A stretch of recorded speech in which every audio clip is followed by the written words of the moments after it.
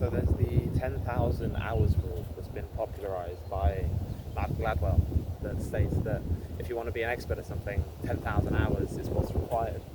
And I think it's useful, but then what about all the people that have been doing the job for 50 years? They've been doing the same job. Surely they've been doing way more than 10,000 hours, and they're also not an expert at what they do. And then I was listening to a podcast, and Naval Ravikant mentioned that it's not 10,000 hours, it's 10,000 iterations. And I thought, like, that just says everything that could possibly be wrong with it in one sentence. Because as we get older, learning becomes less automatic. We enter less first new situations, and we just end up doing the same things over and over again. And we don't learn. Time just compresses, and it requires attention to actually learn the new things. It's like in maths.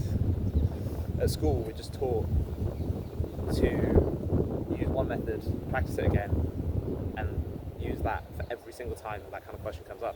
But then the more you get into mathematics, you realise that there's so many different ways to reach the most simple things. Hundreds of people came up with different methods for these things. So there's not more than one right answer, but it becomes difficult because you don't want to have to learn an entirely new method. You just want to do the same thing again and again, because that's what gets you the right answer. It's what gets you the marks and the grades that you want. But it's not that useful to learning, and it requires adapting. Even if a method is faster, we like to just stick to the ones that we know. To a man with a hammer, everything looks like a nail. When we know how to do something well enough, we just think that can apply to everything, when the reality is it probably doesn't work that way. And learning is frustrating, especially as you get older, like around 25, neuroplasticity sort of decreases. And it becomes harder to learn and more frustrating, and it takes longer than it does in childhood, where you just spend an hour doing something and all of a sudden you've got it. It requires more attention.